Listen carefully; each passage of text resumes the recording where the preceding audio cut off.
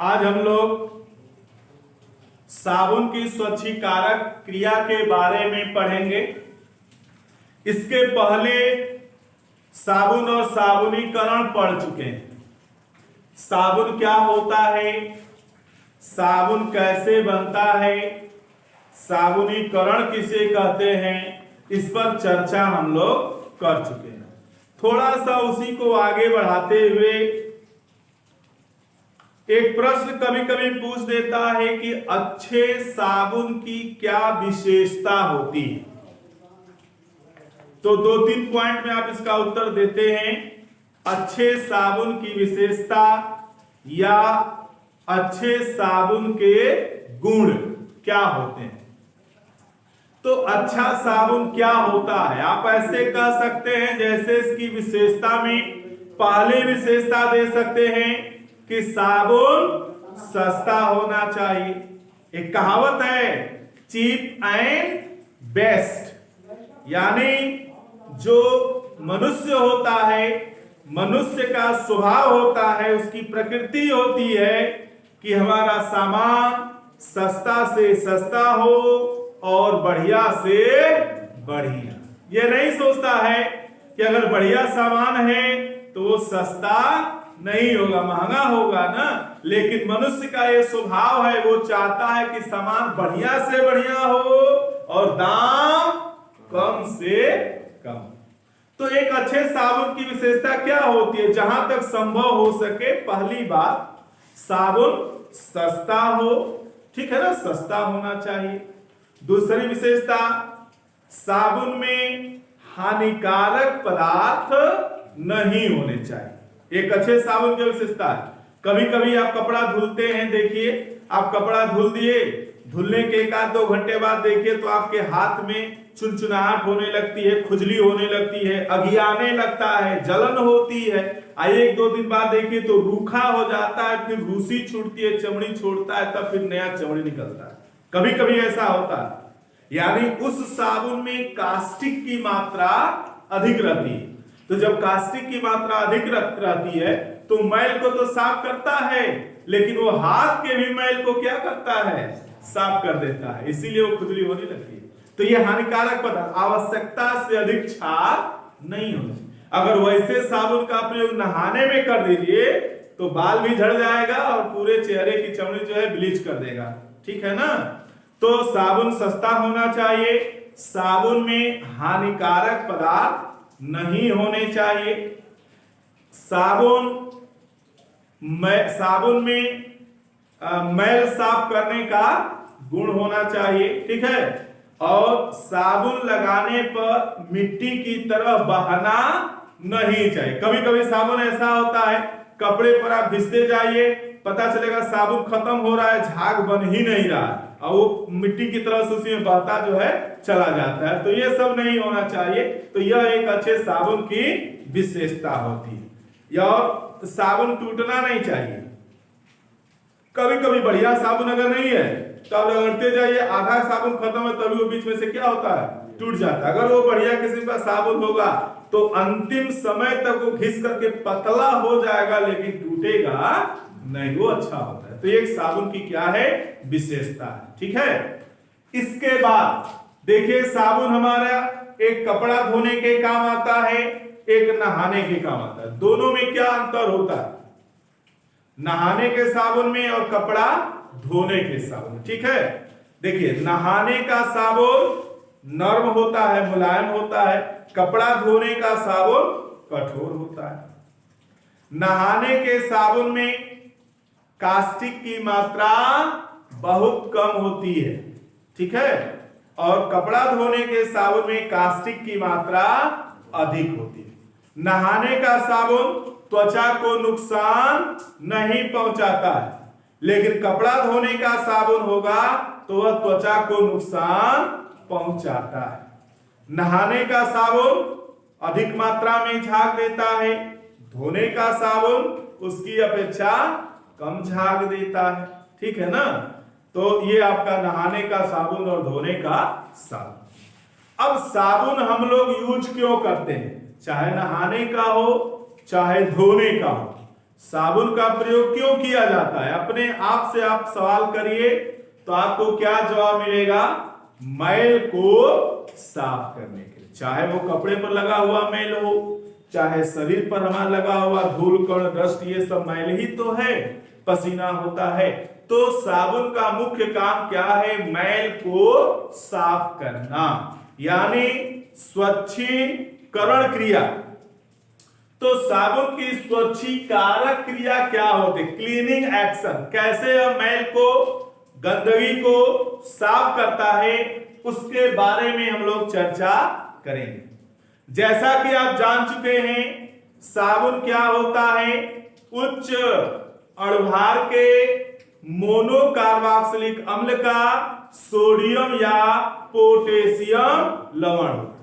जैसे स्टीयरिक अम्ल हमारा होता है C17H35 COOH, तो उसका आप साबुन बनाएंगे तो एक आपका साबुन हो सकता है सोडियम स्टीयरेट C17H35 COONA, यह सोडियम स्टीयरेट हो गया, यह एक साबुन है।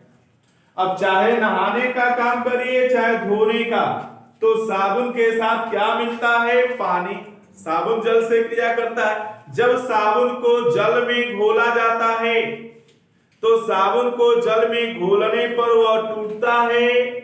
एक आपका कार्बोक्सिलेट आयन होता है और दूसरा या तो सोडियम आयन होगा या पोटेशियम आयन। अब चूंकि यहां पर सोडियम लवण है, सोडियम साबुन है, तो एक कार्बोक्सिलेट आयन बन रहा है और एक सोडियम आयन। अब यहां पर जो कार्बोक्सिलेट आयन है, चूंकि यह सोडियम स्टीयरेट है, स्टीयरिक अम्ल से बना हुआ साबुन है, तो इस आयन का नाम क्या हो जाएगा? Stearate ion. अगर पामीटिक अम्ल से बना हुआ साबुन होगा तो जो कार्बोक्सिलेट आयन होगा उसको हम लोग कहेंगे पामीटेट आयन। अगर ओलिक अम्ल का होगा तो ओलिएट आयन। ठीक है, ऐसे आपका हो जाएगा कार्बोक्सिलेट आयन।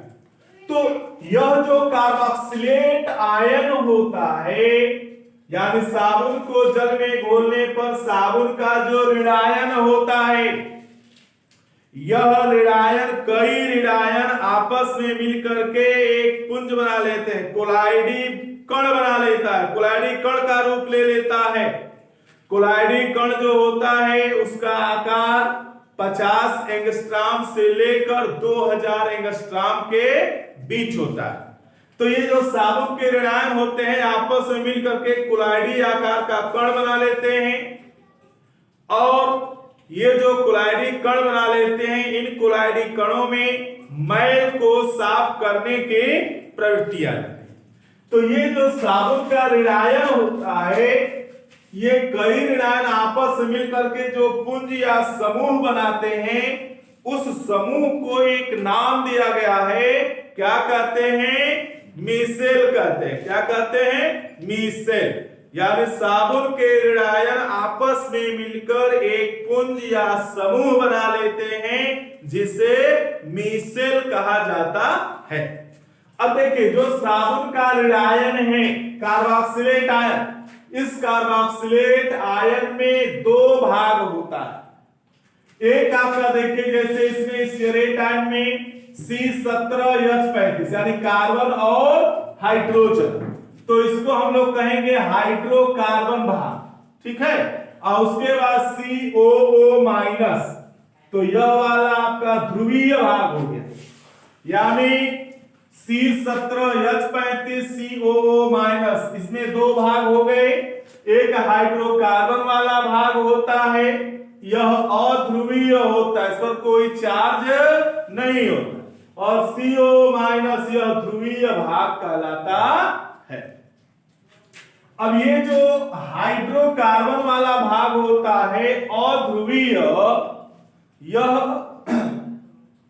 जल विरोधी होता है, और जो ध्रुवीय भाग होता है यह कैसा होता है? जल स्नेही। इसको हम लोग चित्र के द्वारा अगर प्रदर्शित करना चाहें तो हाइड्रोकार्बन को हम ऐसे दिखा सकते हैं, ये हाइड्रोकार्बन हो गया, क्योंकि जहां जहां ये पॉइंट बन रहा है वहां वहां कार्बन है और कार्बन की 4 संयोजकता होती है, तो कार्बन कार्बन के बीच एक एक बॉन्ड हो गया और बाकी कार्बन की संयोजकता हाइड्रोजन के द्वारा संतुष्ट मानी जाएगी। तो हाइड्रोकार्बन को हम ऐसे दिखा सकते हैं। तो ये आपका हाइड्रोकार्बन वाला भाग हो गया और ये ध्रुवीय भाग हो गया। तो चित्र के द्वारा हम ऐसे दिखा सकते हैं, यानी इसमें यह एक टेल बन रहा है और यह ध्रुवीय भाग क्या बन रहा है, हेड। तो टेल और हेड, जो टेल है अध्रुवीय है और इसका हेड भाग सिरा वाला भाग क्या है, ध्रुवीय। तो जो अध्रुवीय है यानी टेल है, यह कैसा होता है, जल विरोधी। कैसा होता है, जल विरोधी। और जो जल विरोधी होता है वह क्या होता है, तेल स्नेही होता है, तेल स्नेही। जो भाग जल विरोधी है वही क्या होगा, तेल स्नेही, यानी जल के साथ विरोध करेगा लेकिन तेल के साथ स्नेह करेगा, यानी तेल के संपर्क में रहेगा। और इसका जो ध्रुवीय भाग है यह जल स्नेही होता है, यानी जल को लाइक करता है, जल को पसंद करता है लेकिन जल स्नेही है। तो यह क्या कहलाएगा, तेल विरोधी कहलाएगा। जल स्नेही तो है लेकिन तेल के साथ यह क्रिया नहीं करेगा, तेल विरोधी है। तो जो जल विरोधी है वह तेल स्नेही कहलाता है और जो जल स्नेही है वह तेल विरोधी। तो ये जो साबुन के ऋणायन होते हैं आपस में मिलकर के एक पुंज या समूह बना लेते हैं। इस समूह को हम लोग क्या कहते हैं, मिसेल कहते हैं। और इस मिसेल में देखिए, जो मिसेल का केंद्र होता है, इस मिसेल के केंद्र में अध्रुवीय भाग होता है। हाइड्रोकार्बन वाला भाग देखिए केंद्र में है ना मिसेल के, और जो ध्रुवीय भाग है वह मिसेल के बाहर है। अब जब हम कपड़े पर साबुन लगाते हैं, चाहे शरीर पर साबुन लगाते हैं, तो क्या होता है, यहां पर मिसेल बनता है और जो मैल होता है, गंदगी होती है, वह तेलीय होता है, आयली होता है। क्योंकि हम नहाते हैं, नहाने के बाद तुरंत तेल पोतते हैं, क्रीम लगाते हैं, कपड़ा पहन लेते हैं, अब बाहर निकल जाते हैं दिन भर तो पसीना होता है, डस्ट उड़ता है, हमारे शरीर पर तेल लगा हुआ है, हमारे शरीर से भी तेल निकलता है, तेल ग्रंथियां त्वचा में, इससे भी ऑयल निकलता है, धूल कण उस पर चिपक जाता है, फिर वो कपड़े पर क्या हो जाता है, लग जाता है। धीरे धीरे यहाँ पर देखिए, यहाँ पर देखिए, यहाँ पर देखिए, काला हो जाता है गंदगी लगने से। वही मैल है, तो वह मैल कैसा हो गया, आयली हो गया, तेल जैसा हो गया, ग्रीसी हो गया, ग्रीस जैसा हो जाता है, ठीक है ना। तो अब जब मिसेल जो बनता है साबुन का, तो यह देखिए जल विरोधी है। तो जब ये हाइड्रोकार्बन वाला भाग जल विरोधी है तो यह तेल स्नेही है। तो जब हम साबुन रगड़ते हैं तो जो मैल हमारी होती है वह मैल इस हाइड्रोकार्बन वाले भाग में क्या हो जाता है, उलझ जाता है, यानी उसमें फंस जाता है, ये पकड़ लेता है मैल को और उसके बाद मैल को पकड़ करके अस्थाई पायस बना देता है। अस्थाई पायस का मतलब कि फिर से उस मैल को उस स्थान पर चिपकने नहीं देता। अब उसके बाद साबुन लगा के निचोड़ करके जब पानी में डाल के हम साफ करते हैं तो ये जो मिसेल के बाहर वाला ध्रुवीय भाग है यह जल स्नेही होता है, तो ये पानी के साथ खींचता है। तो जब पानी के साथ खींचेगा, बाहर निकलेगा, तो इसके साथ जुड़ा हुआ है ये अध्रुवीय भाग, तो ये भी बाहर निकलेगा। और अध्रुवीय भाग किसको पकड़ा हुआ है, मैल को, तो अभी इसके साथ क्या हो जाएगा, बाहर निकल जाएगा। इस तरह से हमारे कपड़े से चाहे शरीर से मैल क्या होती है, पानी के साथ बह करके साफ हो जाती है। समझ बात। तो यह जो है मिसेल की साफ करने की क्रिया विधि है। अस्थाई पायस जैसे हम बता रहे थे, तो जैसे यदि आपके हाथ में तेल लगा हुआ है और आप हाथ पर तेल लगा हुआ है, आप उसको हाथ को पानी से धुलिए तो क्या होगा, हाथ आपका चिपचिपा हो जाएगा, साफ नहीं ना होगा तेल। और वहीं आप हाथ पर तेल लगा हुआ है और आप थोड़ा सरफ या साबुन लेकर रगड़ लीजिए, तो रगड़ने के बाद फिर छू के देखिए वो चिपकेगा नहीं, या पानी से धुलिए तो पूरा क्या हो जाता है, साफ हो जाता है ना। तो उसी तरह से यह मिसल भी होता है कि जो मैल या गंदगी होती है उसको साफ करता है, और मिसल के केंद्र में अध्रुवीय भाग या मैल को पकड़ लेता है और मैल इसमें उलझ जाती है, फंस जाती है, और जब पानी से धोते हैं तो जो ध्रुवीय भाग है या जल स्नेही है पानी के साथ बाहर निकलता है, तो साथ में अध्रुवीय भाग भी रहता है और उसके साथ मैल होती है तो ये निकल जाती है बाहर। ठीक है। अब इसके बाद देखिए लास्ट टॉपिक आपका अपमार्जक, डिटर्जेंट क्या होता है। साबुन और अपमार्जक में थोड़ा फर्क होता है। साबुन आप पढ़ चुके हैं किसे कहते हैं, अपमार्जक पढ़ना है।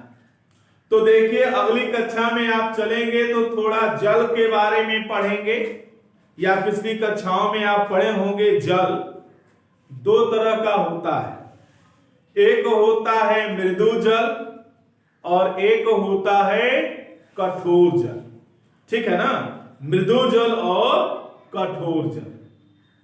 शुद्ध जल अगर है तो शुद्ध जल स्वादहीन होता है, उसमें कोई स्वाद नहीं होता है, लेकिन आप हैंडपंप का पानी पीते हैं स्वादिष्ट लगता है ना। किसी हैंडपंप का पानी मीठा लगता है, किसी हैंडपंप का पानी खारा लगता है। अलग अलग स्वाद आता है कि नहीं आता है, आता है ना।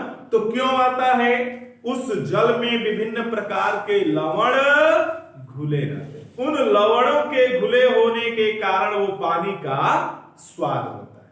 तो लवणों के घुले होने के कारण पानी क्या हो जाता है, कठोर हो जाता है। तो मृदु जल और कठोर जल क्या होता है, थोड़ा सा जान लीजिए। मृदु जल वह जल जो साबुन के साथ आसानी से अधिक मात्रा में झाग देता है उसे मृदु जल कहते हैं। ठीक है। और वह जल जो साबुन के साथ आसानी से झाग नहीं देता है ऐसे जल को कठोर जल कहते हैं। ठीक है। जो जल की कठोरता होती है वह जल में कैल्शियम तथा मैग्नीशियम के बाइकार्बोनेट, क्लोराइड, सल्फेट, नाइट्रेट आदि लवणों के घुले होने के कारण होती है। ठीक है ना। किसके किसके, जल में कैल्शियम तथा मैग्नीशियम के बाइकार्बोनेट, क्लोराइड, सल्फेट, नाइट्रेट आदि लवणों के घुले होने के कारण। अब ये जो जल की कठोरता होती है दो प्रकार की होती है, एक होती है अस्थाई कठोरता और एक होती है अस्थाई कठोरता। तो अस्थाई कठोरता क्या होती है, जब जल में कैल्शियम तथा मैग्नीशियम के बाइकार्बोनेट घुले रहते हैं, कैल्शियम बाइकार्बोनेट घुला हो चाहे मैग्नीशियम बाइकार्बोनेट घुला हो, तब उस जल की कठोरता कैसी कहलाएगी, अस्थाई कठोरता। ठीक है। और यदि उस जल की अस्थाई कठोरता को दूर करना हो तो केवल आप उसको उबाल दीजिए, गर्म कर दीजिए, तो उबाल देने से जल की अस्थाई कठोरता दूर हो जाती है। और अस्थाई कठोरता, जब जल में कैल्शियम और मैग्नीशियम के क्लोराइड, सल्फेट, नाइट्रेट आदि लवण घुले रहते हैं, तब जल की कठोरता कहलाती है अस्थाई कठोरता। और अस्थाई कठोरता को उबाल करके नहीं दूर कर सकते, वहां पर उसमें कुछ पदार्थ मिलाना पड़ता है, या फिर परम्यूटेड विधि है, कालगन विधि है, विभिन्न विधियां हैं इन विधियों के द्वारा हम लोग दूर करते हैं। तो जो कठोर जल होता है वह साबुन के साथ झाग नहीं देता है। साबुन अगर रगड़ेंगे तो साबुन घिसेगा, खत्म होगा और वो मिट्टी की तरह से पानी के साथ बहता चला जाएगा, लेकिन झाग नहीं बनाएगा। तो आपको एक कपड़ा साफ करने के लिए कठोर जल में अधिक साबुन खर्च करना पड़ेगा। वहीं अगर मृदु जल है, थोड़ा सा साबुन लगाएंगे, झाग तुरंत बन जाएगा और झाग बनेगा तो मैल को क्या करेगा, साफ कर देगा। तो अपमार्जक जो होते हैं, तो ये अपमार्जक कठोर जल और मृदु जल दोनों में झाग बनाता है। साबुन केवल मृदु जल के साथ झाग देगा, लेकिन अपमार्जक मृदु जल और कठोर जल दोनों के साथ झाग देता है। यानी अपमार्जक कठोर जल में भी प्रभावी होता है। अपमार्जक कहते किसे? अपमार्जक जो होते हैं एल्किल बेंजीन सल्फोनेट के सोडियम लवण होते हैं।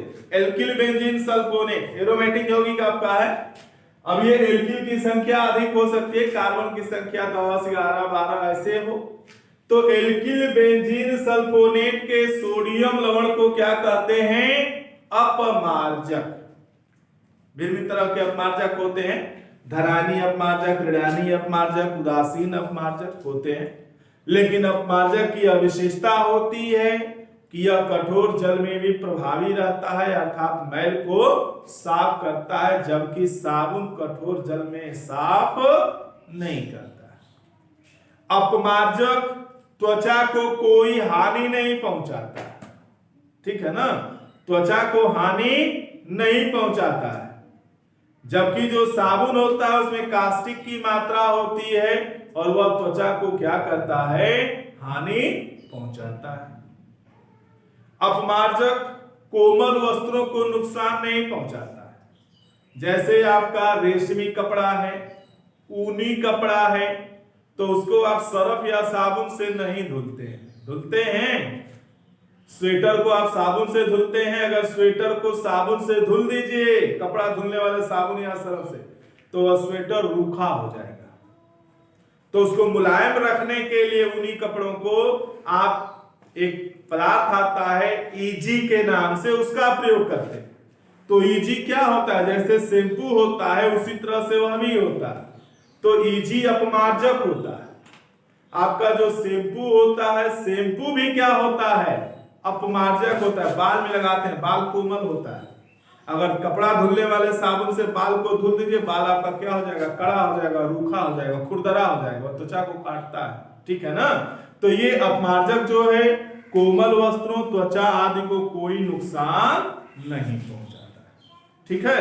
अब जैसे एक अपमार्जक का यहाँ पर सूत्र लिखा गया है, एल्किल बेंजीन सल्फोनेट का सोडियम लवण। तो जैसे CH3CH2N, तो यहाँ N का मान कुछ भी ले सकते हैं, 8, 9, 10, 11, 12, तो ऐसे बढ़ता चला जाता है और SO3N, ठीक है ना। ये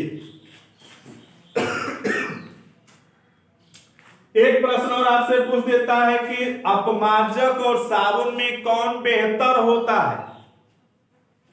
तो आप खुद से उत्तर बता सकते हैं। अपमार्जक और साबुन दोनों में कौन बेहतर है, अच्छा है? अपमार्जक। क्यों? क्योंकि अपमार्जक त्वचा को नुकसान नहीं पहुंचाता है, कोमल वस्त्रों को नुकसान नहीं पहुंचाता है, कठोर जल में भी झाग देता है, जबकि साबुन कठोर जल में झाग नहीं देता। साबुन कठोर जल में झाग क्यों नहीं देता? इसलिए कि जो कठोर जल होता है उसमें कैल्शियम और मैग्नीशियम के जो लवण होते हैं, उन लवणों से साबुन क्रिया करके अविलेय लवण बना लेता है, और जब अविलेय लवण बना लेता है तो वह घुलता नहीं, इसलिए झाग नहीं देता है। जबकि जो अपमार्जक होता है वह कठोर जल में कैल्शियम और मैग्नीशियम के साथ क्रिया करके अविलेय लवण नहीं बनाता, इसीलिए यह कठोर जल में भी झाग देता है, ठीक है ना। तो अगर आपसे प्रश्न पूछे कि साबुन और अपमार्जक में कौन बढ़िया चाहे बेहतर होता है तथा क्यों, तो आपको यह उत्तर होगा कि साबुन तथा अपमार्जक में अपमार्जक उच्च कोटि का चाहे बेहतर होता है, क्योंकि यह कठोर जल तथा मृदु जल दोनों में झाग उत्पन्न करता है, जबकि साबुन केवल मृदु जल में झाग देता है, कठोर जल में नहीं। ठीक है, तो इस तरह से हम लोग साबुन को पूर्ण रूप से पढ़ लिए।